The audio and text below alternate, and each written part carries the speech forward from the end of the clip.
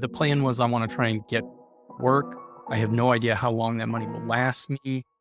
Hi there, and welcome to Made It in Thailand, the podcast where we learn how to thrive in Thailand from top performers who have found success in the kingdom. I'm your host, Scott Pressimone. Today, I am speaking with Ryan Farley. Ryan is a seasoned writer and a co-founder of Pith and Pip, which specializes in producing written content for SaaS companies. Ryan will explain his motivations for coming to Thailand and how he found his writing niche. Without further ado, let's jump into the interview. Ryan, I want to thank you for joining me today on Made It in Thailand. If you could start off, just share a little bit about who you are and why you are here in Thailand. Yeah, sure. My name's Ryan, and I have been here. It will be 10 years in January, so coming up on my 10-year anniversary. And I'm originally from Portland, Oregon area, suburbs of Oregon. And after college, after university, I had studied political science, and I went straight to Washington, D.C. for 5 years. I spent most of that time working for a lobbying firm in the agriculture sector. And yeah, actually, I usually don't provide this much detail. Usually I just say, I got jaded and I left. But yeah, I was going to say, you're sounding very passionate as you're describing this lobbying career. So yeah, how was it? it's funny to think back on it now that it's been so long. I was young. I was like 25, not fresh out of college, but I've been there for about 5 years. And I felt like I had worked very hard. And as I think you have some experience with, the rate of people getting master's degrees and PhDs was just really high. And I was felt quite passionately at the time about not going back to school. Was very against that. You kind of just reached a crossroads, right? How did that go into actually coming to Thailand then? I mean, was it kind of an opt out or what? So there's that's as the influence. The decision was, I had these arguments with some friends. Arguments is like a strong word, but I had like a lot of my friends were like, we're doing a gap year type of thing. Like once I get into the working world, like that's it, I'm done. I'm in the working world. I don't have opportunities anymore. And I always took umbrage with that. I was always like, you can do whenever you want. You just have to make that choice, and maybe there'll be sacrifices or something like that. But you can do that. And so I always wanted to have the money to go off and do things. And friends were like, I have a mountain of loans. Why don't I just take a little bit more loan? I go do my year of backpacking and then I hit the ground running. I mean, these are the friends who like have PhDs and topics that I don't remember.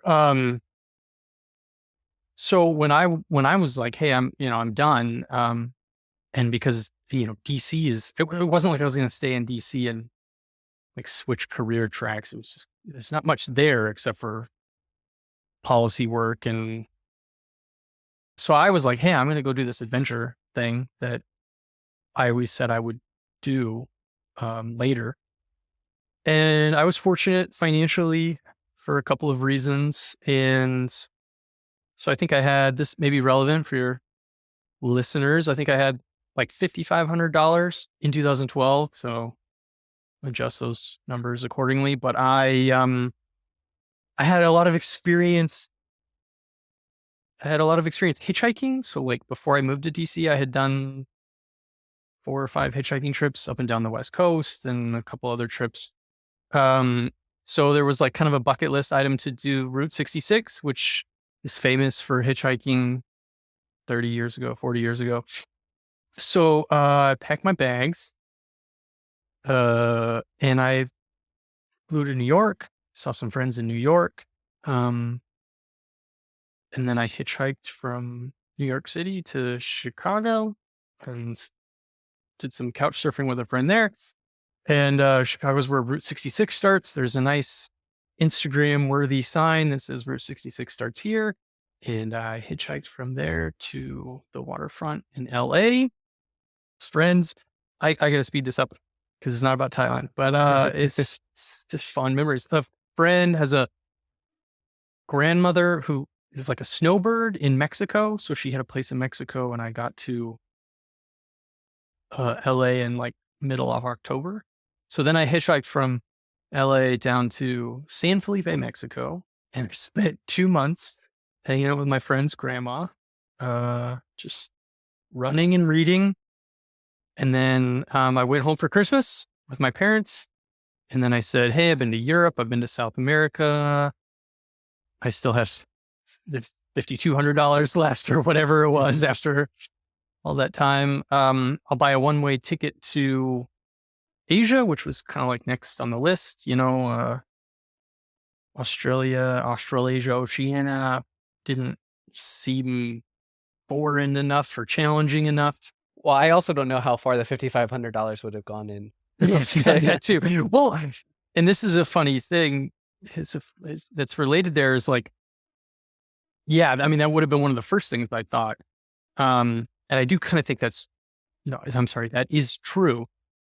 But once I got to Asia, and you're kind of doing the like loop, which there's different versions, but for me it was essentially Bangkok to Chiang Mai to northern Laos, down through Luang Prabang, Long Nguyen, and then down through Cambodia, looping back to Bangkok. But like the backpacker trail, you start to see the same people, and everybody's like doing this loop, and like a significant portion of them were all people who had gone to Australia and done there's like a name for it. I don't know. They all worked on. I think. Yeah, thank you. That's wow. Yeah, so they went and worked a year, 2 years on a farm, made $35 an hour. You had meals provided, lodging, and whatever, and then show up to Thailand with thousands of dollars, $10,000 in their account, and they live here for like 10 years because they're all hippies and they don't want to splurge. So it sounds like, but you had quite a background of adventure prior to doing all this in Asia, right? And traveling around Asia, because the fact that you said you were hitchhiking down Route 66, was that the first time that you did something like that, or were you in your teens, already going on adventures like this? Yeah, I mean, I was hitchhiking in my teens. My mom just about disowned me. I think I'd always kind of like had an interest. I always wanted to, it's like, I want to collect stories. I want to do interesting things. I think I sometimes have a bit of a complex about being average. I think that kind of comes and goes in waves. There's times in my life when I just feel like, man, I'm so average. What am I going to do about this? And then I take up some hobby or something. And, hitchhiking was one of them. I traveled a little bit. I did a Europe couch surfing trip. One of the hop on, hop off trains, you spent like $500 and you got 2 weeks of unlimited train rides. And everywhere I stayed was couch surfing. If anybody remembers that website, I don't think it still exists.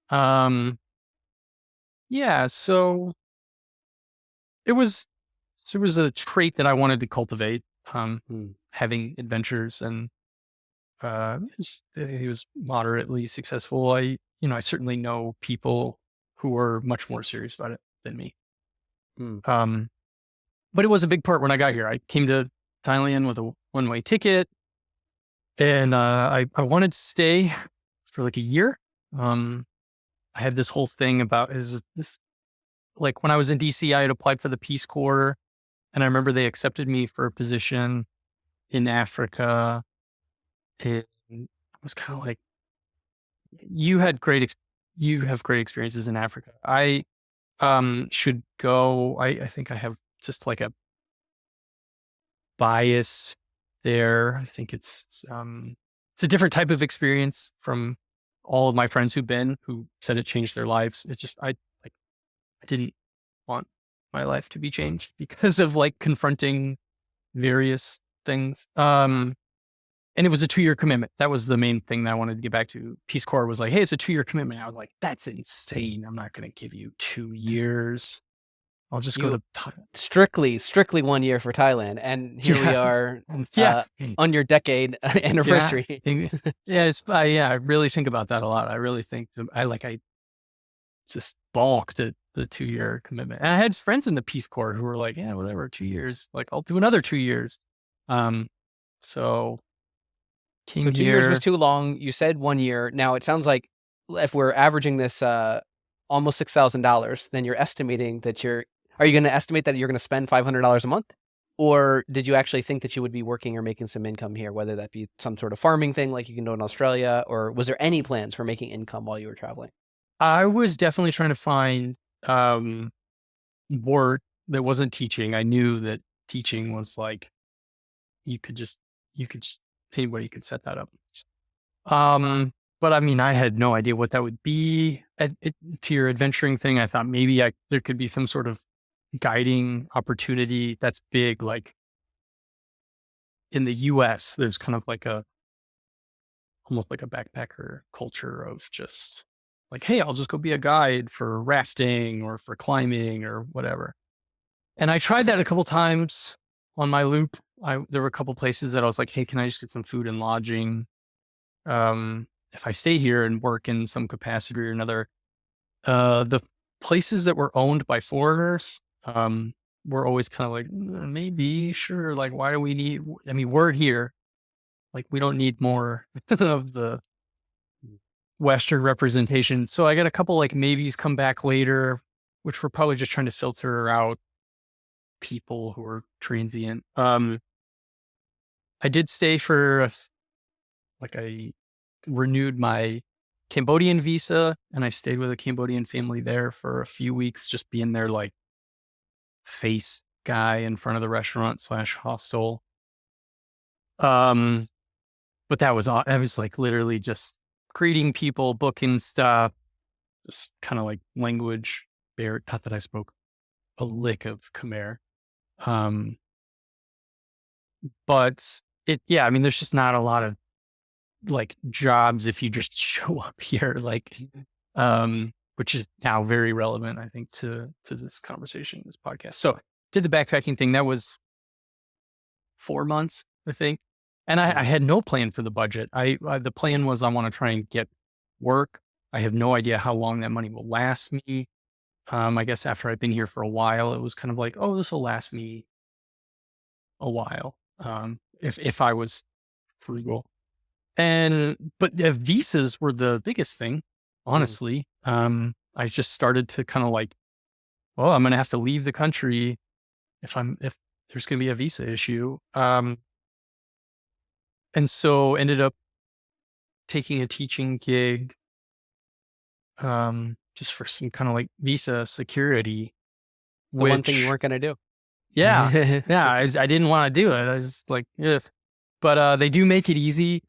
But for anybody who's listening, I pretty quickly exchanged the teaching visa for a student visa, which if you're coming here and trying to stay for a bit longer, I think, at least 10 years ago was a very attractive option. I studied Thai, I think like 4 or 5 hours a week, which for me was something I was actually interested in. I wanted to actually be able to communicate, even though you can totally get by without knowing much Thai at all. But I went to all the classes and I I have fond memories of that. You never know how long you're going to stay here. And Yeah. since you ended up here 10 years, I'm sure that you value that time that you actually went to class and learned some basic things, and kind of built a bit of a foundation. It sounds like, I guess another point to note is when you mentioned the visas, if you're coming from the US, it's quite easy to get the visa coming in, right? Because it's like visa on arrival. Mhm. You can get a tourist visa from the US or Canada. I'm sure Mhm. it's the same. A lot of other countries are the same. You get a visa from, I think, an embassy there, and then you now have a longer stay, right? Mhm. But either way, the getting in is easy. Now what people find is that then they get here and they either like it or they want to start something or they want to stay longer or whatever it may be, and that's where it's challenging because Yeah. you can renew your tourist visa, you can extend it a little bit, but then you start to get in the situation of visa runs and all these other things which get really Yeah. challenging. So it sounds Mhm. like, but the student one is another good option, like you said, just because I believe that's a longer term And it's certainly more convenient than, crossing the border constantly to try to renew your tourist visa, correct? Yeah. No, I absolutely don't know this, but I vaguely remember. I vaguely remember that the duration of the visa might change based on what you're studying, which again, for your target audience, might find super interesting or amusing. I mean, you can study Muay Thai, you can study Thai cooking, you can get a visa to study these things. But I vaguely remember that's like a 1 month thing, so you have your visa on arrival or your extended visa, and then you could do like another month or maybe another couple months. Whereas Thai language visa was 6 months. Now I did, even though like nobody went to class, everybody did have to, you go to like the Thai culture ministry or something. And you are supposed to like say some sentences. And again, you can like, you can, you don't have to be a great speaker to get through those tests, but like there are things where they are going to have you check once a month or once every other month. But that was a 6 month visa. Um, which again was not very expensive. And there's a lot of places that are like kind of tailored to somebody who's not literally coming for the sake of learning Thai. They're, maybe they want to stay longer, and Thai language is interesting to them. Well, so a lot of this that we've discussed so far is sort of that the backpacker sort of way of going Yeah. about it, where it's like, come here, go around, go the loops around Asia, stuff like that, right? And but still, when I see you, other than the fact you had that period of your life, as did I don't see you as a backpacker today, right? You fast forward a few years, and you, in my mind, are a very entrepreneurial, professional, individual that really made a life here. Yeah. So I'm kind of curious to segue into that. When we met, which was, I assume, quite a while after those traveling days, it sounds like you made a transition into working for a company, kind of, I guess, continuing your career. So I want to know that what flipped in your mind from being this nomadic individual that was going to be maybe here for a year, Hmm. right?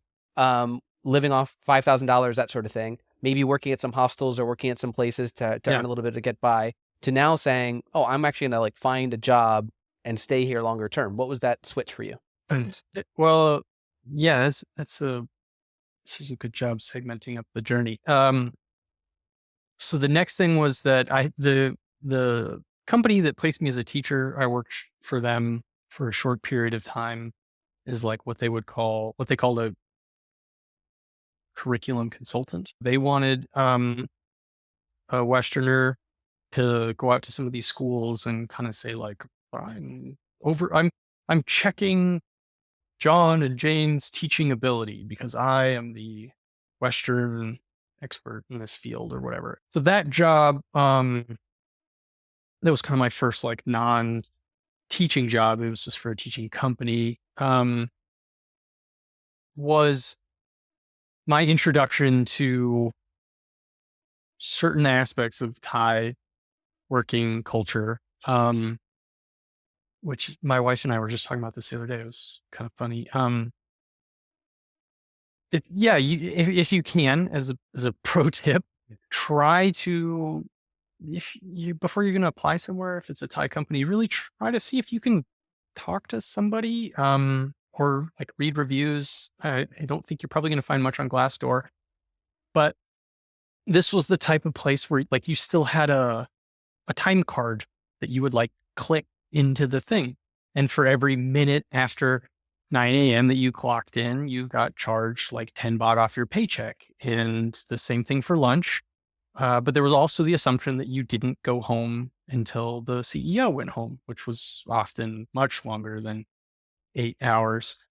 Um, so I think at the time I was like, this is cool. I work for a Thai company and I'm part of this culture and things are, but like looking back, I really wouldn't wish that on anybody. And I would say that you should try and like avoid that type of working environment because it's not necessary. It's not very healthy. Um, so I Well, did that. how did it compare? Sorry to interrupt, but how did it compare to then your lobbying job? If you had to just do Oh, one more year at the job in DC, or one more well, year at I mean, like, as you get older and like, there's certain things about that lobbying job that, it's hard to, I don't think I would want to go back to that lobbying job, but at the same time, like they paid really well and it was like so little work. It was like so little work, which would be very frustrating to not be challenged. Um, I mean, that was essentially why I left, is I was trying to get more responsibility and I couldn't, nobody wanted to share responsibility. But there is an element of like, you're older and you're like, there's some weeks when I wouldn't mind getting paid like a good paycheck to kind of just like hang around and Yeah, chat with the boys. So like I you would, say that, but I challenge you on that. I challenge you on that, Ryan, because you and I have had long conversations in the past, and you're not a lazy guy. You're not a guy that no, like. I think that you could say, "I wish I didn't do this," or "I wish I didn't have to do that." But then I think when you're given those sort of positions yeah, or given those things, you are not happy with it, right? So yeah, so I take you as someone that always has momentum and is always building things or working hard. And you might find some issues with some things, but it's not going to change your nature of you want to be working hard on something. I wouldn't want that job just all the time. I wouldn't want that job all the time. I would, to answer your question, I would absolutely take that job over this teaching curriculum consultant job. It was not a good working environment. And so Garner and I were just, my wife and I were just talking about this the other day, that like she has a friend who's still kind of in a job like that. And I don't think it by any means represents the majority of Thai working culture. It's like a little bit of a subset of culture. I would say maybe, I'm waiting for my wife to like storm in and disagree here. Like I would say like almost like a non-Bangkok environment. So maybe somebody who comes from outside of Bangkok and maybe is a little bit less exposed to some of the norms and international approaches to working culture and things like that. This still exists. Like it's 2023 and my wife's friend is still like clocking in with like a cardboard timestamp and it like prints it in little dot matrix, prints the time in little dot matrix, whatever. She gets charged if she's a minute late to work.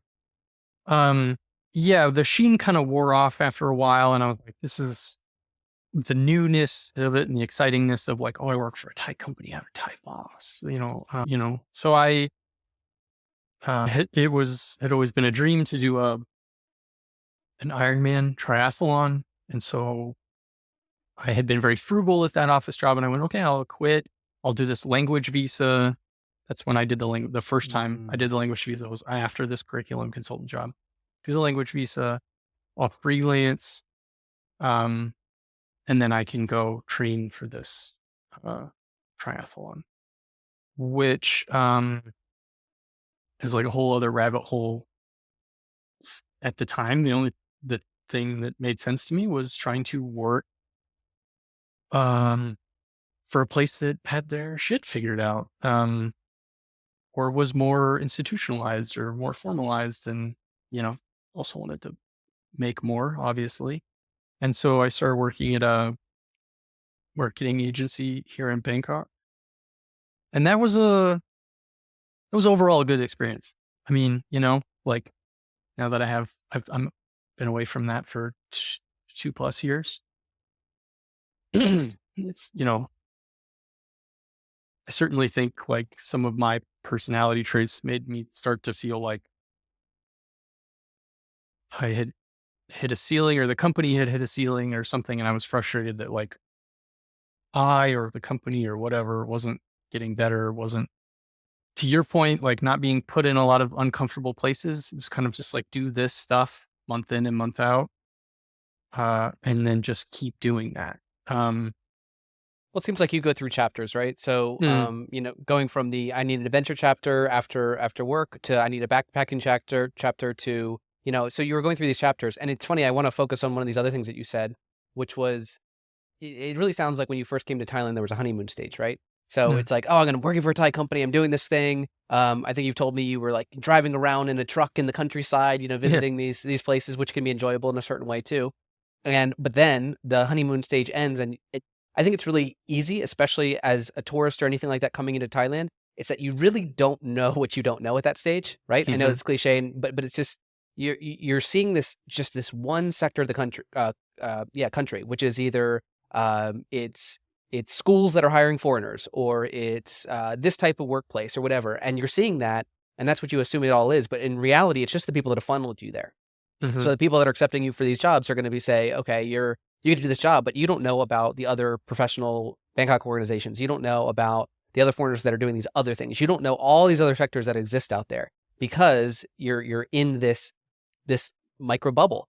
And to your point that your wife's friend can also be in that same bubble, someone who's maybe even Thai that's coming from outside of the city into the city, they can work for a factory for a while or work for a really difficult boss or whatever it may be because they're in that bubble. They're just not exposed to the outside, which is why I guess it's so important to be exposed to some of those other companies. And then you got some new perspective, it sounds like, when you joined a American-led organization based in Yeah. Thailand. Yeah. But like, you got to be talking to people for all of these reasons. There's so many. It's the work side of things was just one element. I mean, I would have known more about other job opportunities or working cultures. I would have probably also been able to learn at an earlier stage how to better, you know, like market myself, find work, develop my skills. Like those are all things that I would have been much further along today if I had like nurtured more of a Western network. Well, there's the other side of the spectrum too, right? So I think there are Yeah. plenty of people that come here and only hang out in the expat bars, only hang out in these Yeah. places, right? And it sounds like you were rebelling against that, and you went on the other end where you're like, oh, I'm going down these dirt roads, driving this truck with someone over, do these things. So you went full Thai culture thing, which is great, but it sounds like now you've kind of hit more of a happy medium where you probably have a lot of Thai friends, you probably have a bigger network of both expats and Thais. Is that fair to say? Yeah. I mean, like working from home and having a kid has kind of like slid me pretty far back into the most of my friends are expats now. Um, that was another nice thing like about working for the marketing agency, the Thai marketing agency is like they hired a lot of young people. They had kind of a high turnover. So like I met a lot of Thai friends that way. That was great. But yeah, now that I'm freelancing, my business partner is expat. Right? He's an American guy, and don't have a ton of free time being a parent. So it's kind of like hanging out with other Westerners, um, mostly, which is I think part of my more recent reflection of kind of like trying to get out more. I think is good. But yeah, Let's sorry to answer your question. Sure, yeah. For the majority of my time here, was like a decent split. I think once I went to the Thai marketing agency, Thai American owned Thai marketing agency, that was like some of the healthiest, I think, split of Western culture and Thai culture. So Mhm, mhm. Yeah, and that's where we met, and that's, yeah, it's a good split of there's a mix of expats and Thais, like you said. yeah. So it sounds like you got that exposure or that balance, at least for that period of time.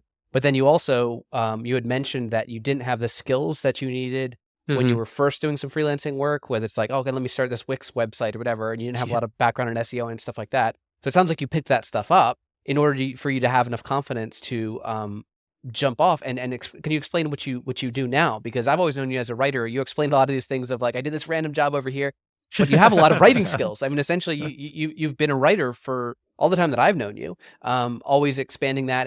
And so, yeah, share more about what you do today and what brought you to that path. Yeah. I mean, it was a big part of my time in DC was like editing and writing memos from this lobbying group, kind of updates and what. So there was like a little element of that there, and I got some exposure to style guides and um, quality control processes for content that were like was like a tiny foothold when I went to freelance. I was like, oh, Thailand and so on needs in terms of copy editing, proofreading, things like that, quality control for English language materials. So, yeah, so there's a little bit of that, and that was what I tried to dive into when I first started freelancing, and then when I went to work for the marketing agency, it shifted into not just like correct language or readable language to more towards convincing and interesting and engaging language. When I was at the agency, I was like, uh, it was before COVID. There was some talks about like remote work policies and things like that. I was in a managerial role. We were talking about remote work. Zapier, the automation platform, had like all these ebooks. They had one on remote work policies. It was like very specific. I found it very helpful, very interesting. And by some very strange, like succession of events, I looked up the author and noticed that he was a writer remote working for Zapier in Bangkok. It was such a strange, it was like, I don't look people up. It was like one of the only people I ever kind of Googled. And I guess it just felt like such a coincidence that I reached out to him thinking that he wasn't going to respond. Yeah, and I mean, that was part of my just view of the expat community is like, if some rando expat reaches out to you, like, why would you respond? You're not here to meet other expats. You're here to have Thai food and live on the beach and whatever. So, but he's been here for 20 years. He's like a missionary kid. I think he came over when he was 12. His parents were missionaries or something like that. So he was like, yeah, it's great. Let's meet up. And we became friends while I was still at the agency. And then when I left, he was kind of like, hey, I always get these random requests from tech companies to write for them, blogs, emails, website, landing pages, copywriting, things like that. And documentation is a big thing, like how to use the app, how to set things up or configure it however you want. All of that pre GPT days. And he's like, oh, I always get these random requests, and sometimes I do them, sometimes I don't. But kind of like because of my name, people pay me to write one of these things up. So it's like worth it. But I'm also trying, he's trying to do something else, kind of launch his own app. And so he was just kind of like, I hate turning stuff down. And I said, like, well, like I can help you organize it. I can write it. It's not probably maybe not going to be as good as you. And then you edit it. And so we just started kind of experimenting with different arrangements. And that was a year ago. You and I talked about this. We registered the company in the US through a service called Stripe Atlas. So you can pay $500 and they'll register a company for you in Delaware as an LLC and take care of a big chunk of the paperwork. So we felt like, based on some of the early clients that we could get, we knew that the $500 was worth the test in the waters. So we set that up. And I've just been trying. I mean, now it's all about trying to expand, trying to find more people because we have enough work that, we can't do. Well, it's been a while, actually. We have enough work. The two of us can't do it. So, well, let's pull in a few of those threads there. So one thing, reaching out to a stranger, right? Who just, you're looking at an article, you're reading an article and saying, wow, this is a good article. And then you're clicking on the author and saying, oh, wow, based in Bangkok, right? Yeah. And then unsure if he's going to respond. From my experience, not that I've reached out to a ton of authors, but it's back to it's a small, the expat community is large relative to a lot of other countries. But at the same time, I think a lot of people here are pretty approachable, right? Mm-hmm. So, you obviously found that from your experience. I have from mine as well. If there is a person who started a restaurant or whatever, and they're from your home state and you basically write them an email, chances are they will say, yeah, let's meet for coffee. I think that's certainly what I found here. So I would challenge everyone else to do that sort of thing and try to make those connections. Because that turned into an entrepreneurial venture with, I assume now, not a professional, but also a friend that you all grew into, all because you kind of cold outreach to someone, right? Yeah. So that's a big deal.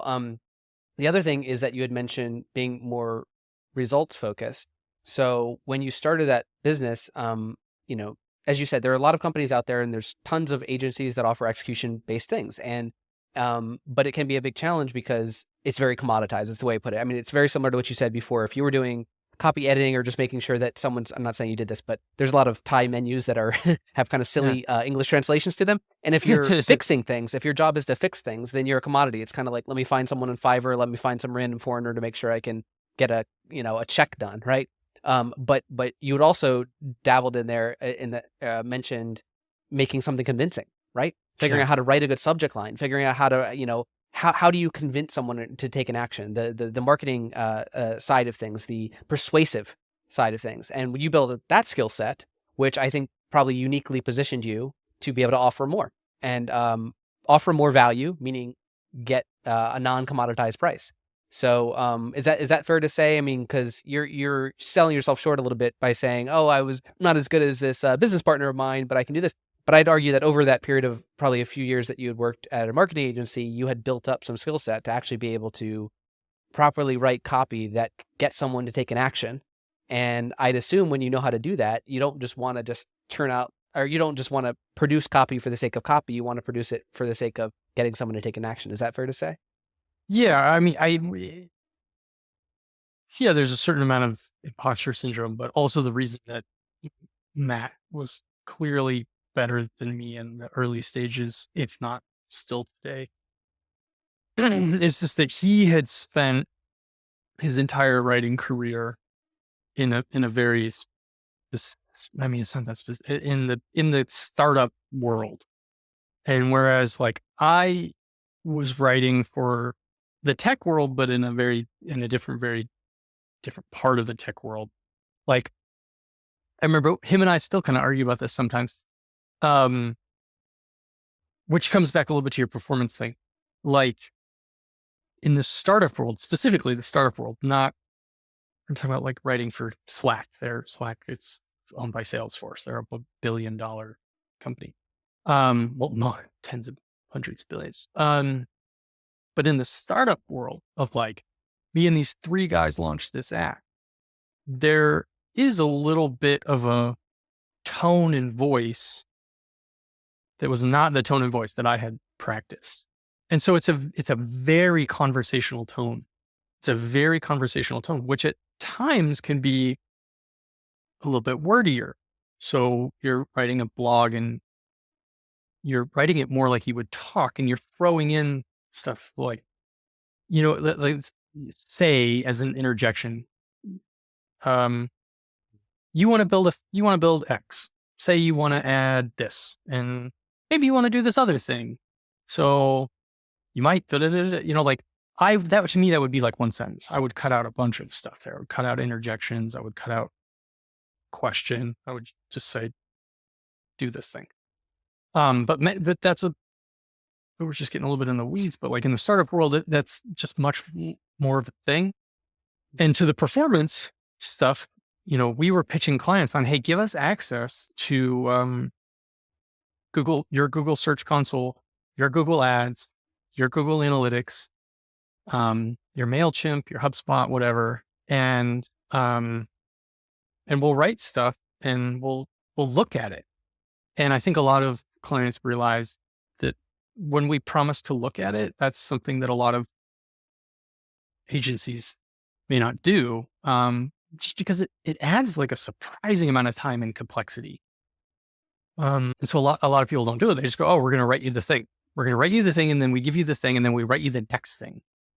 And the problem with stopping to take a look at things is, first of all, it takes time to look at how it's performing in different channels and whatever. But then you can't really start writing the next thing until you maybe have some insight on what worked or what didn't from the first thing. So you can't get 5 pages ahead of schedule, or you can't go, oh, well, let's go do these 4 things while we wait for results from this thing. So I think a lot of clients kind of knew that took more time and more complexity and whatever. And that also gave us a chance for, Matt to write his blogs with his author byline, and for me to write my blogs with my author byline. And in the startup-y world, like we did see just for certain apps, we just saw more engagement with communities like Hacker News. Hacker News is really big in the Silicon Valley startup world. It's kind of like a Reddit for startup apps or something like that. And they just they don't respond to this more succinct, concise blog writing because it just feels more manufactured. It feels more polished. They don't think it's Joe Blow working out of his garage, and therefore they're maybe a little bit less interested in it. For less maybe from like an SEO perspective, but from just an engagement, sharing, social channels aspect, being able to see those numbers, Google Analytics, Google Search Console, Hotjar, or whatever you're looking at, was just a very different experience, and it's just a far more enriching experience than just kind of like write the thing and then write the next thing and then write the next thing. Right. So to reinforce that, to your point about what are the incentives of an agency, or you could say even a lot of freelancers, and oftentimes it's to get the job done and to get the spec, and they want to know. They might ask you questions where they might say, "How long?" They might say, "I want it to be this long. How much is it going to cost? I want it to be this many words. How much is it going to cost?" Right? And an agency or a freelancer will say, "Oh, I'll get that done, and this is how much it costs." Right? But that doesn't take into account the nuance to this. And I know no customer really wants to hear, "Oh, it depends." But the reality of performance-based marketing is it depends, right? So as in, you should never really be selling, 4 800-word blog articles, right? Because the details matter in the sense that, number one, it might seem like you're adding fluff by being conversational, but it might take more conversational, longer words, as you had said before, right? Yeah. In order to make it compelling. Yeah. And so some people will play that game and make it longer and fluffy, but sometimes it literally does have to be long for the reasons that you said about being more convincing and being more conversational. And then the second thing is, if you're trying to rank for a certain keyword or whatever, it's like, it depends on what the user needs. So if you're artificially capping it off at a certain number of words and you're saying, "I'm just getting this stuff done," that can't be performance-based. I mean, it kind of is, it's counter to it. So I think it's very unique, as you just said. I think a lot of even performance-based agencies probably won't do some of the things that you're doing with Pith and Pip, because what you're doing is you're logging into a search console. You're looking at how things are performing. You're revisiting articles and seeing how they can be better. I think there are agencies that do that, but my point is that stuff matters. Yeah. That stuff really matters. And so is it now more rewarding for you that you're more invested in the companies that you're working with and you're caring enough to want them to be successful as opposed to getting something out the door? Oh yeah. Yeah, absolutely. Yeah, it's more exciting when it works. It's more exciting when those companies like ship features and things. I mean, I just can't imagine being excited about one of the clients that I would have worked with at the agency. Yeah, I mean, and to summarize this, it would be, let's assume that you were tasked with helping 25 different massage companies create a website and promote their services, and then you were kind of told that they're all unique, but then you're given no information about any of them. Yeah. Right? So you have to change the address of the company website. You have to do all these other things, but then you're kind of selling the same thing over and over again, and then you're not giving the information. And this is actually where I challenge you a little bit. Is like you said that it's more rewarding working with, maybe some of these startups that you're working with now, or SaaS companies, right? Yeah. I would argue that that's probably an element of it, but another key element is that you were living in a bit of a silo in the type of information that you were getting. Because there are companies, no matter which industry, that can be humanized. And you had mentioned that you're not getting any information to go off of. So if you're given, write this sentence, but write it 100 different ways, I would argue in any industry can be interesting, right? Yeah. But it can't be interesting if someone's tasked with outsourcing and given no information. So the way it's interesting is either if it's founder motivated, if there's stories to tell, if there's new people, if there's events that they're doing, if there's all these other things going on. You can humanize anything to the point that I can't think of something off the top of my head, but I know there are some very boring companies out there that have managed to stand out because they have a story, because they have things to share, because they actually do have uniqueness. They're not going and knocking on the door of an agency and say, "Make me something, go." And then you ask them a question, they say they don't have time. That is not going to result in good for anything, for anyone. I actually didn't do a great job maybe of explaining that. I didn't mean to say it was specific because there were tech companies. It, it's just, there's just more connection.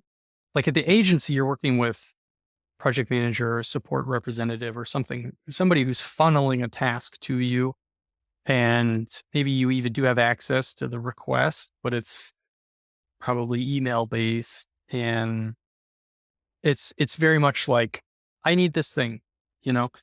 And so what I was trying to get at is now I'm maybe some element is the small team element, but to your point, you know, that may not be, but I'm like, I have calls with clients now.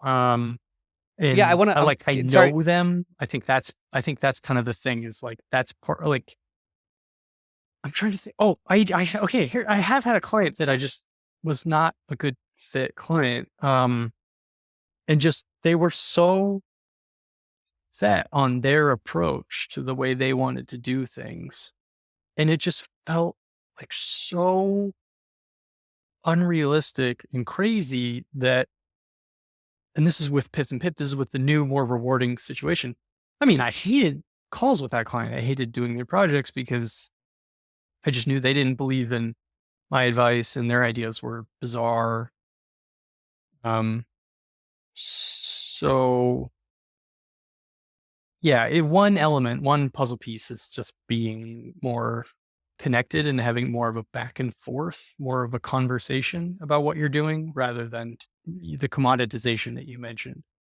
Right. So it sounds like they're not a good fit because they said, I want you to do it my way, this way, this way, this way. In which case now they're forcing commoditization. They're forcing you to fit into it. It's kind of like if someone's posting a job and saying, I want exactly these credentials to come in. It's like, then there's not a back and forth. There's not a good negotiation. There's not a discussion. There's not Yeah. I'm hiring an expert to help me with this area and I need to converse with them. Right. So, understandably that might not have been a good fit. I'm curious though, what is your, if you can share with, um, with the company now and with Pith and Pip, it's that what is your ideal client? What does that relationship look like? How does someone on board? How do they interact with you? And then what happens after if it's determined that they are a good fit? Again, what happens with that relationship?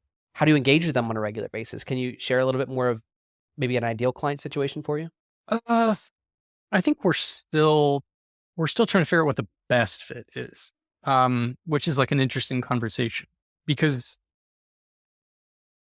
like two clients come to mind specifically. I think we have like 6 clients right now, but there's 2 clients that I really enjoy working with, and they're both different in like how we onboarded them and how we interact with them and everything like that. And so I think we're still trying to figure out like what the best fit is. So I would say maybe the client that's not as good of a fit, but it's still like fun to work with, is a client who's very responsive. They responsive like when we ask them things, they're very much kind of like, oh, we're not marketers, so we're here to talk and to BS and to brainstorm, but like you guys just do your thing. And so we've gotten to a point in the relationship where that client doesn't really even look over topics of what we're going to write about or target audiences or anything. They just kind of say like, just, go do it. And that gives us the chance to, again, kind of like experiment a little bit. It's an older domain. So if we're going to get a bit technical, like it's not a lot of volatility. There's not as much volatility with their like traffic, and they have a ton of pages, arguably too many pages and blogs and whatever. But the point is that like, as we add new stuff, it's a little bit like in a scientific experiment where you want your kind of environment to stay relatively the same so that that it wasn't like a freak accident that made something go off the charts. So when we post something for that client, and we do, they're one of our higher volume clients. So we do, let's say like 10 posts a month for them. Do 10 posts, and maybe we're trying to 2 different kind of approaches across those 10 posts. We can kind of like see if there's any noticeable difference. Maybe there isn't, maybe there is. And then we try to kind of double down on that experiment to see if we can replicate that again. So there's a certain element of like they're fun because they respond to us and they trust us to run experiments, and we don't feel like their site or their reputation or their domain authority is fragile enough that like this experiment is really going to like crash whatever they've created over the last several years.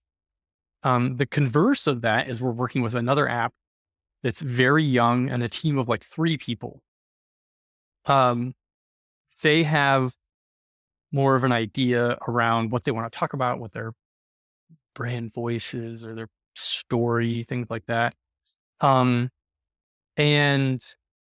that's more challenging. It's more challenging because we're more limited, and we can't, or experimenting is a little bit, you have to be more careful about experimenting. It's a younger website with much fewer pages, and you don't want to like send bad signals by experimenting with something that doesn't ultimately work. So that one feels more fragile, but also now that they're building up traffic, and it's like we kind of worked a little bit harder for some of those wins by being careful and more methodical and slower. That's probably like more rewarding. For whatever reason, they're paying like less per hour. We don't charge per hour, but like the client that's more, we have to move slower with and be more careful with, they're paying less. So that's always kind of like a consideration is, you kind of have like easier work over here. It's maybe a little bit less rewarding and less fulfilling in terms of like, are we doing a truly helpful thing? I mean, that's a much bigger site, much harder to move the needle on some of their traffic when they have several hundred blog posts and we're doing, 10 a month. That one, maybe that's a good question for you. Maybe since I've been talking this whole time, like, are there some days where you're just like, oh, I am fulfilled by the fact that client X is paying me more. And then there's other days when you're like, well, I feel like what's the best client fit is a little bit hard to answer just because on different days, there's days when I get excited about the money. There's days when the money really doesn't enter the equation at all. And it's more like, I love spending an hour in Search Console and looking at, so it's. Well, I like that you shared 2 examples of good clients from different ways. And I think that's always the case. It's like there's the very proactive individual, or there's the really picky one that has a lot of good information, or there's the really technical one that has a lot of good information, right? It's like there's not just one. When I say ideal client or ideal client profile, I'm not talking about just one particular type of person exactly, because as you said, it varies. But what I think was also interesting that you pointed out before was the bad fit clients. And I think the bigger thing is being able to identify bad fit clients and weed them out, because yeah, it's okay to have variance between clients. It's okay to define your ideal client in multiple ways. But it's more important to just make sure that you are able to say no to clients that you're not going to be able to solve their problem, right? Because the better you identify that, the better everyone is, right? So, which I think there's a little bit of a full circle thing here. I don't think this is too forced, because I genuinely believe this. But it is trying to bring it back to the Thailand thing. It happens very often. And I learned this a lot working at the agency. Also, the time zone difference really creates opportunities to just go take a walk, right? And like let some things sit for a bit.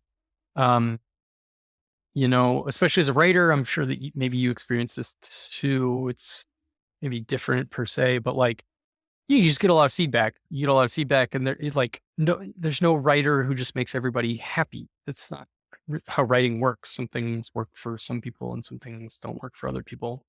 It doesn't always have to do with the quality of the writing. That's one element of it, but each reader or audience member has their own backstory and their context that can inform what they like and don't like. And so this part, it's very hard for your job to be taking feedback all the time. And the best thing that you can do, in my opinion, one of the more important lessons I've learned is just the ability to just compartmentalize things and come back to them later. And so being in Thailand, that was a bit, it's very often that I'll see an email at 9 a.m. and it'll be like, well, it's either 10 p.m. or 7 p.m. there. So I don't have to respond to this now because I'm not going to get it in by the end of their close of business, their end of their day. And so then I can go, well, I'm going to go do something else and I'm going to go whatever. And you kind of stew on it. You just let that information sit. And I just can't tell you how many times that's saved my ass for being able to say, oh, I think this is going to be a bad client. I think this is going to be a good client, or I think I should push back on this feedback, or I think I should just humbly agree and, just take their direction or something like that. So, yeah, I can't remember what triggered that, but like, that's a big thing about living here as an expat. If you're going to work with people in the West, And are all or most of your clients US based then?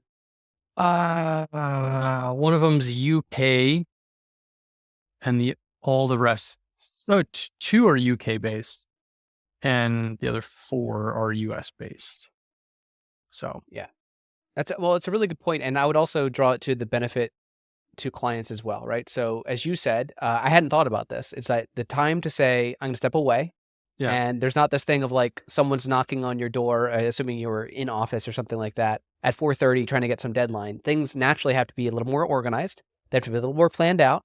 And there always has to, you have to be able to have a gap, or you're going to have this time difference because, and you have to adapt accordingly, right? So the fact that you're getting an email and saying, I don't need to reply right away, then you can think over it. If you're really frustrated, you can calm down, maybe kind of understand where they're coming from a little bit more. You sleep on it, right? You wake up the following morning, then you can work on it. That's really good. But then also I want to turn this around to the benefit to the company as well. That's hiring you or Pith and Pip or any other individual that might be based in another country.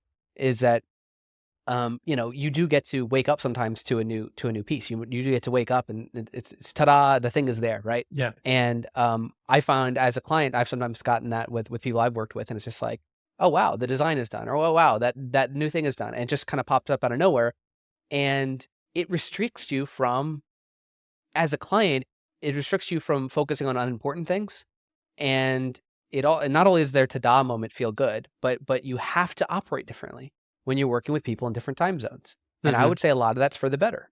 Now, sometimes you want to be able to collaborate, and the fact that you take calls and you're able to sync up with people, I'm not sure if you do that on a monthly or whatever that basis, but you still need touch points. You still need human connection. You still need to understand their business. You still need that. But every day, do you need to be in an office where there's distractions and where people are overreacting to little micro aggression type things? Or is it better to, as you said, have that space, be able to walk off things and whatever? I think it's better for both parties, to be honest. yeah, yeah. I mean, yeah, which kind of segues to another broader topic, just around like the contractor relationship. When a startup company says we're 3 people and we want to start blogging and doing email newsletters and creating app documentation, we can hire somebody in America, here in Northern California or whatever, pay them $90,000 a year. And they're going to have a contract, and we're going to have to do reviews, and, we're going to have to pay some taxes because they're full-time employees and everything like that. So I think a lot of time contractors, freelancers, whatever, go, hey, you don't have to do that. You just pay me for the work. You just pay me for what you get. And what I'm saying is like that argument gets thrown around a lot, but like, I'm just thinking out loud. I think I've only seen the argument made from the seller side. And I don't think I've ever actually seen the buyer go, yeah, that is attractive to me. That is more attractive or more interesting. Which, makes me kind of like hesitate about, is that as valuable of a pitch as I think it is? I would assume so. Have you ever like kind of had somebody actually go, yeah, I mean, especially with the fractional, you're with a fractional deal. I think that's an even more important It's an in question. between. It's an Yeah. in between, right? So I agree with you. I give my opinion on this in that there's there is I do think businesses think in terms of headcount, right? And there Yeah. are times where you can't really deal with hiring that employee for $90,000 or so, right? And so I think that goes into account. I think by time they're having a discussion, by time they're having a phone call, they don't really need to be convinced on the fact that they don't have to pay Mm, that, because I mean, essentially they're only talking to you because they already know that. So I think it's so common sense that they're already thinking that. However, I think that something they might not be thinking about is that when you go the freelancing basis, there are the downsides of that, right? And the downsides of that are the stuff that you talked about with agency type work, right? Which is, or just freelancer work where someone's just kind of churning out content. It's that you don't have to pay the healthcare and you don't have to do these other things, but you also then get a person that's not really invested in your company and is working for 70 other companies and just churning out content at a certain clip, right? So I kind of think I try to end up at somewhere in the between, and I think you do too. Anytime you're working on a more performance-based thing, I think that there's a closer relationship. There's times where you might say, hey, I'm not going to be able to get to this because I'm going to be off on vacation with my family for a week, or we have to plan ahead, plan around that. So you're kind of a semi-employee by that stage, because there's a balance there to where you're not just let me buy this commodity off the shelf, right? And you're not a full-time employee. I think you have to be somewhere in between. And I think that you can strike a good balance there where you have someone like yourself that's writing, and it's not the 70th client you worked for today. You actually were thinking, how do I write this blog article in a good way? How do I make this convincing? Right? You're thinking about that stuff. That takes more time, right? Meaning, just like a full-time employee, there's a balance of the hours that you're spending. Part of the hours are thinking, part of the hours are writing. But not you can't really hire someone like yourself and say, I'm only going to pay Ryan for the time that he's writing pens to the paper and writing this many words. Because if you're quoting it that way, you're not getting the results focused. You're not getting the person that's connected to your business. So, like I said, that's just where I end up right in between. I think well, both sides need to understand they're making a balance there. and another thing that I think enters into the equation is it depends on the specific use case, but often the people that, I mean, startups, some of them we actually do have one client that's like very corporate, large, if, and I just keep wondering, they seem to love working with us. We have a good relationship with them. But I keep wondering like why they've hired us. They have a very large staff and they're located in around New York City, I think. But it's like, I'm sure they could. Yeah, so, anyways, sorry, I went down that rabbit hole because I think often the people who hire Pith and Pip, or maybe somebody is fractional, are people who are like at an awkward stage in in their growth, right? And so, one of the things that you and I have talked about before that can be an issue is, well, if they're looking to hire a fractional CMO or some writers, there may be an issue of they don't have the management structure in place to properly deal with like and so they, if they're small enough that they're not like having to, they haven't encountered problems with like, hey, I need to be coaching and guiding and reviewing a writer in-house. So they may, I think sometimes that's why things get a little bit commoditized, is because they go, oh, I'm just going to hire somebody and I don't want to manage them. I don't want to talk to them. I just want Pith and Pip to create stuff for me because we're a team of 3 and we're doing a million other things. Now, thankfully, we haven't really had that. The bad fit client they were just like, go do we just pay you, you do your thing. But that wasn't because like they were small or didn't know what they were doing. They just were unfortunately very techie and they just thought everything could be boiled down to ones and zeros, and SEO is just equations and you guys know the equations. So go do that.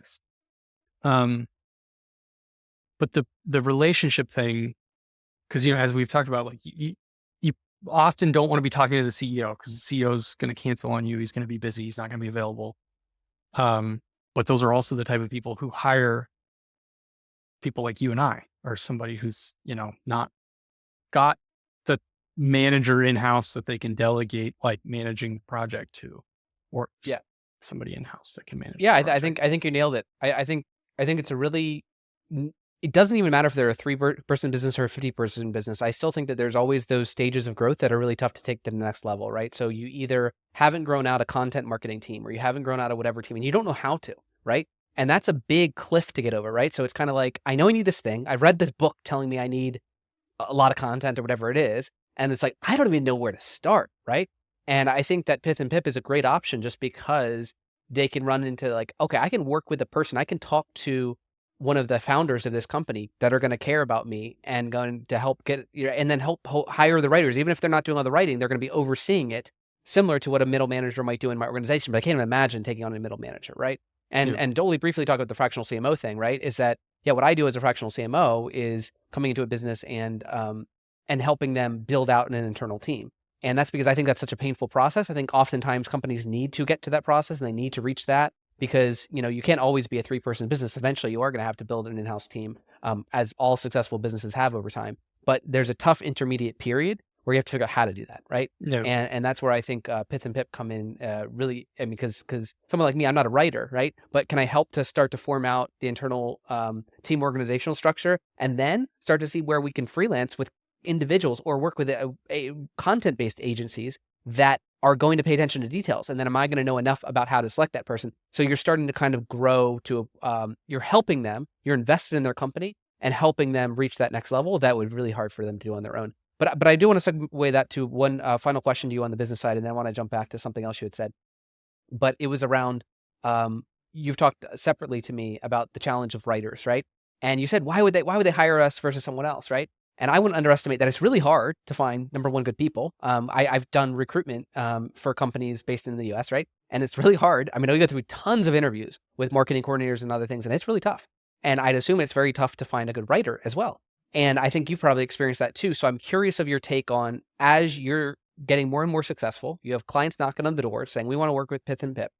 You have a quality control structure in place, and you're not just hiring some cheap writer for the sake of like, oh, I'll just make big margins. You guys care about the work that you're doing, in which case you want to hire good writers that you're not going to have to either throw out content that's going to be bad, and you also probably don't want to do hours and hours and hours of editing or overseeing something that's not good, right? So you need you need good team members. So how are you finding that process of finding good writers to help you expand a successful business that's expanding?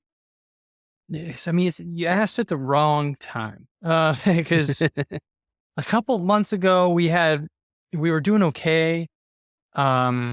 But one thing we're learning is that at the agency, when I interviewed a lot of writers and hired a lot of writers, it was like, as much as I wanted the work to be about quality work, it was really just about getting things out the door.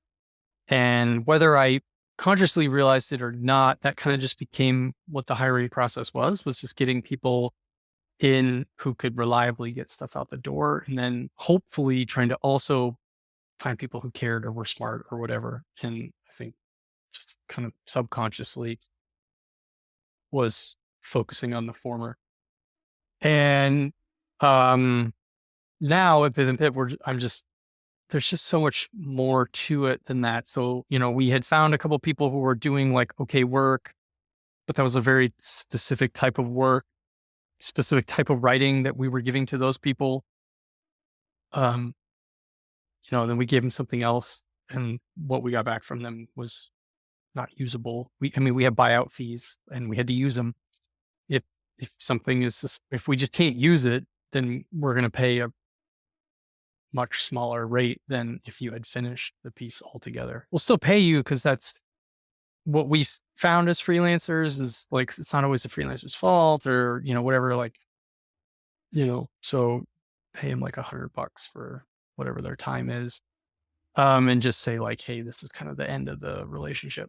So I think that's been the hard thing is we're trying to find people that are adaptable and flexible to work with different clients. And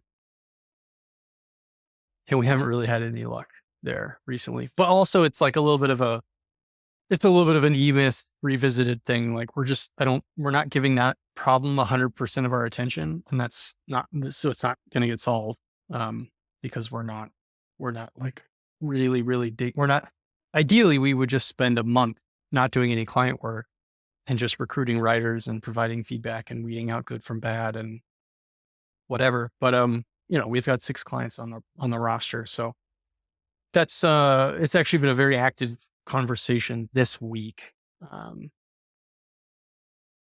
yeah, it's just, yeah, it's hard. Like writers, it's almost like I now need to solve the problem that like we solved for clients. Like I need writers who care about the relationship with Pith and Pip, and that's not really what we're finding so far. Is I think people just there's like a weird amount of work right now for writers. I think everybody thought that like GPT would just destroy the writers market, but like I feel like it's never been this easy before to get work. Some of that might be circumstantial or contextual, but like I feel like a lot of people are more willing to invest in kind of like content right now. And so that can be hard with writers because writers are just like we had one guy who was pretty good, but he was like, I can get double what you guys pay me because, we want to try and charge it at least like 30% on top of whatever we're paying the writer. So then it's kind of like, who are you getting? And, we don't worry about it too much, but we do have conversations about like, how much do we share with writer XYZ because we don't want them going off and like poaching work or clients because they could just come in and say that, hey, I'll do the same thing for you for maybe less money, but they would get significantly more if they went direct. So Well, I think that answers your question as to why people go outsource because, or work with companies like yours. It's just that it's really hard to find the good writers, just as you're finding it's really hard to find the good writers. And I don't know what it is. I mean, in the U.S., I'm certainly seeing this a lot. Is that the job market is very interesting because there's kind of help wanted signs everywhere, according to the people that are in the U.S. that I know, speaking with my parents and others.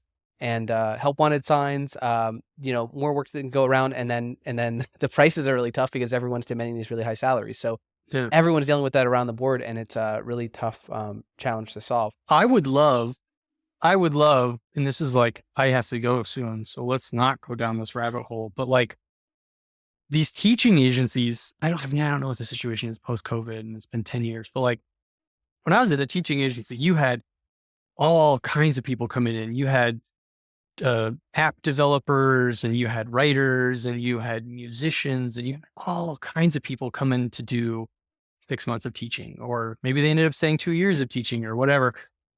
I've always been like, I just like want a social network of like, this is my gap year, blah, blah, blah.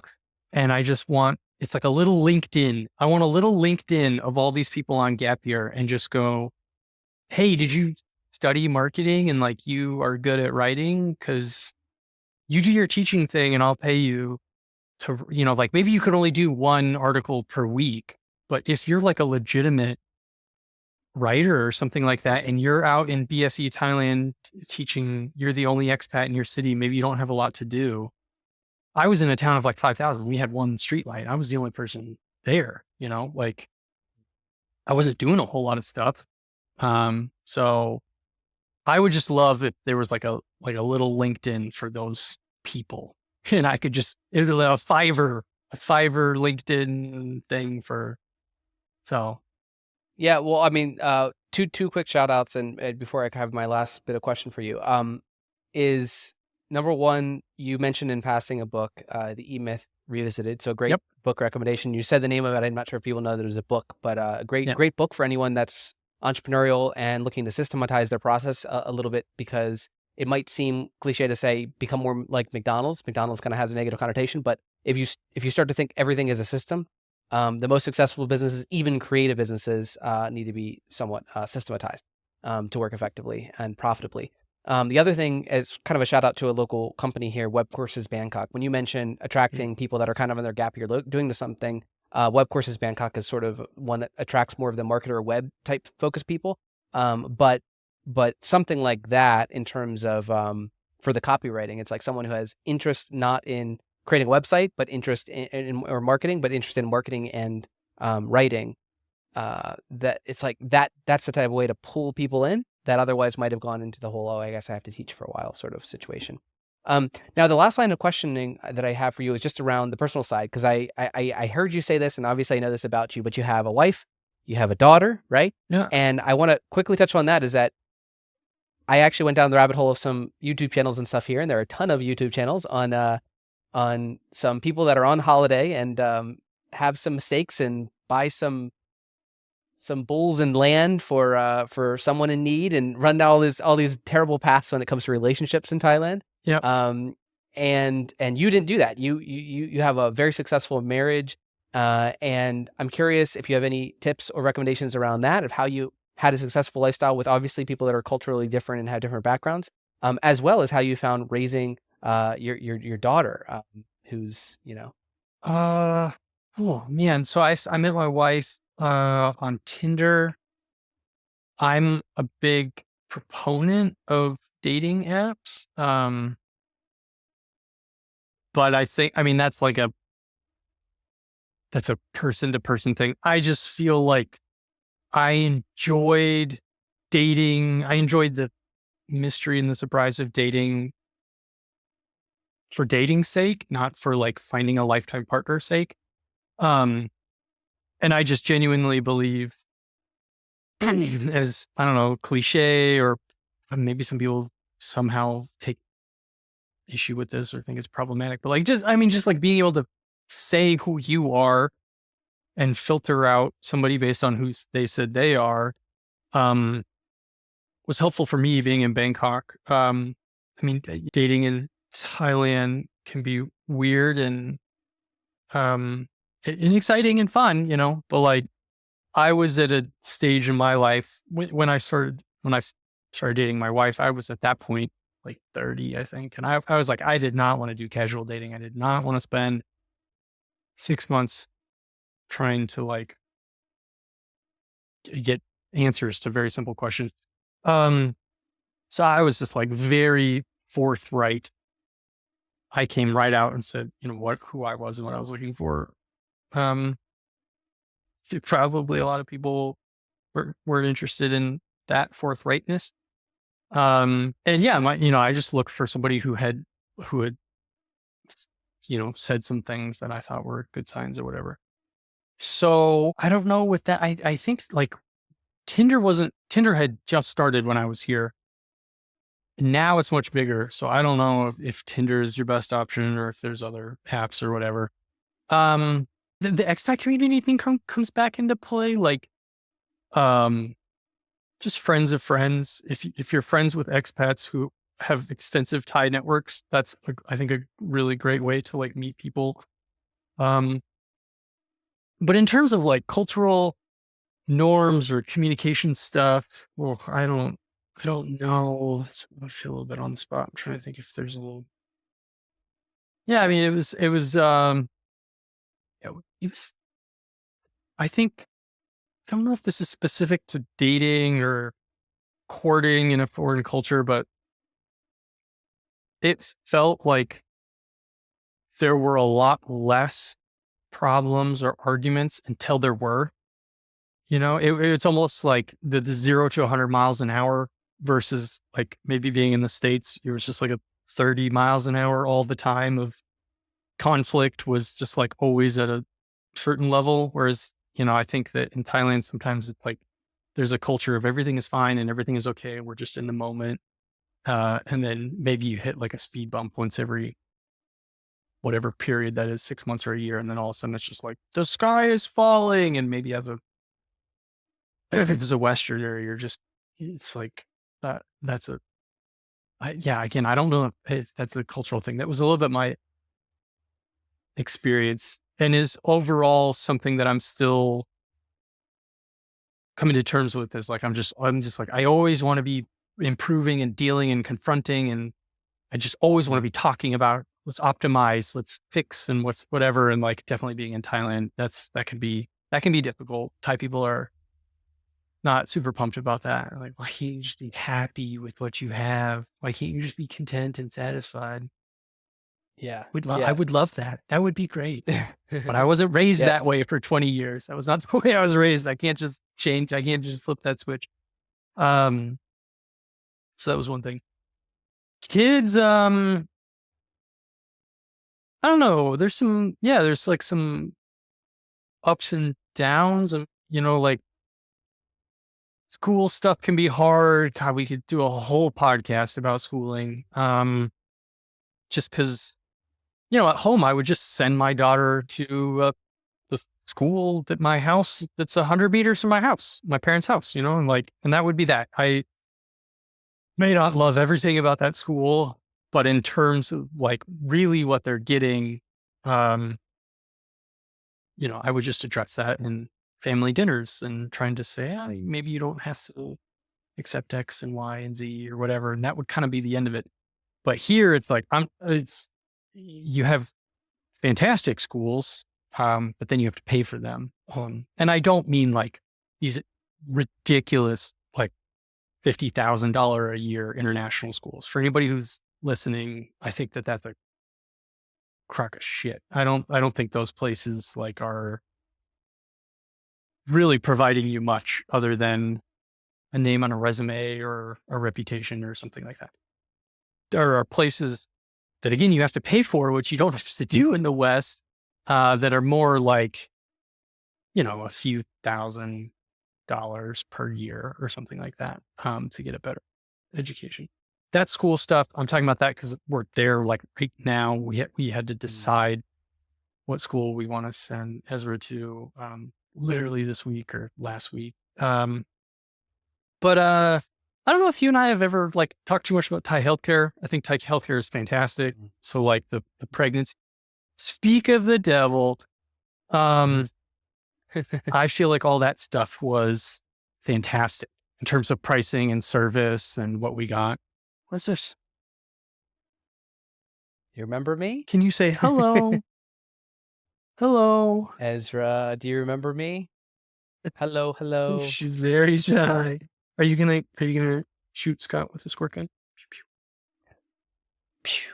You smell nice. Oh, you want to stay here? Okay. Yeah, like the healthcare side of things I thought was fantastic about having kids.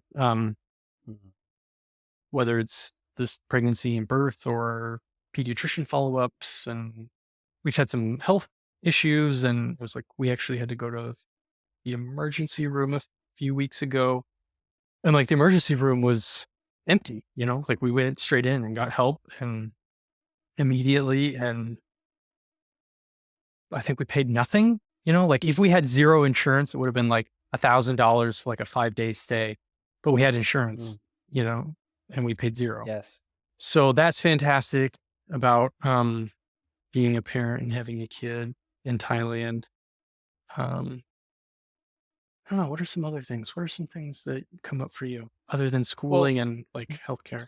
Just to summarize a few of the things that you said before. So relationship wise, right? I think there's a tendency, and I have a tendency for this too. There's the white knighting thing, right? There's the kind of like, oh, I'm going to come rescue or help someone, right? And that's something to be aware of that you obviously didn't do, right? You mentioned you could do this in a dating profile. It's like, I'm not going to do this. I'm not going to provide that, whatever. And if you're honest with all that stuff, just, but people get into trouble when they end up rescuing people. Yeah. And me, since I know your wife, and I'm not going to speak personally about her, but it's that she doesn't need rescuing, right? The point is that she's a professional that can fend for herself and do stuff. So she doesn't need to be rescued by anyone, which I think probably puts you in a great position to have a healthy relationship here. And then let's see, the confrontation stuff, no matter how amazing a wife can be, that is something everyone has to know, is that there's a volume control where it's kind of like it could be a 1 or a 2 or a 0, and then it could be a 10. And I'm not trying to overgeneralize, but I hear that from every single friend that I have, is that if you have a relationship with someone in Thailand, just know that there might be a bit of a fluctuation in moods that goes a little bit higher than you'd imagine. I think it's and so you just have to get used to that. Yeah. And you have to step away. And I've heard you from other, again, places, people say Thai men will talk about Thai ladies. And again, I'm not trying to offend any Thai ladies listening to this, but it's to say you got to walk away from it. Just walk away from it. Yeah, I mean, for the Thai relationships, I have less experience there, but I mean, I don't think it's any sort of problematic statement to just say that Westerners have a certain operation. Again, I would say like maybe we're just always at a certain stress or anxiety level that's higher than the Thai average, and we're just here. You know, the Thai standard, I think, just in general, is much lower. Yeah. But then when you mix those two, all of a sudden it just, you know, it's harder to say, oh, I'm just always going to be at a zero, even though I now live with this person who's way higher stress or anxiety levels than I'm used to. Of course, that's going to push some buttons and be difficult for them. And for sure. So that's a really good point. It's a huge stressor when everything is kind of so by everything we can kind of be okay. And if you're saying, oh, there's this loud noise, there's this thing, there's this, that, right? If that's not what they're used to, then that's going to be a stressor on them, right? So that's a really good way to put it. Is that it's just the mix of the two cultures. Everyone has to be aware of that. But you've been incredibly kind with your time, Ryan. I really appreciate the conversation. We talked about family, but also a lot of business, a lot about even the fact that you started off as this backpacker, and then you end up with now you're a family man. You're a family man living a good life here. 10 years and running a business and working with clients around the world. So you've accomplished a lot in the 10 years.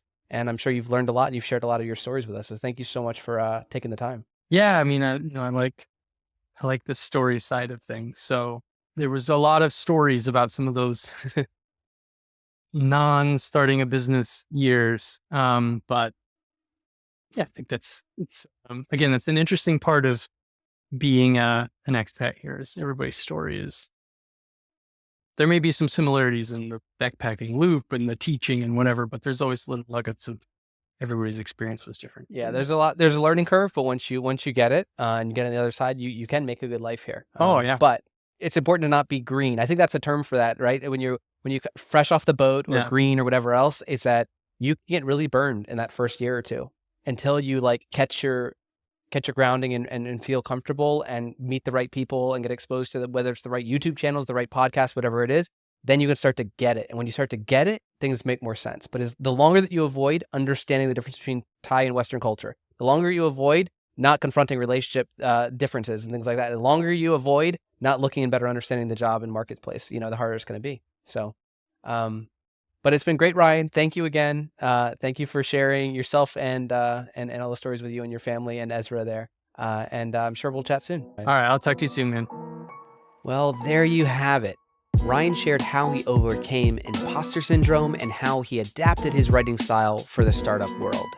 He highlighted the significance of making connections and networking within the expat community, which in his case led him to launching a new business. I hope you learned something today, and I'll catch you on the next one.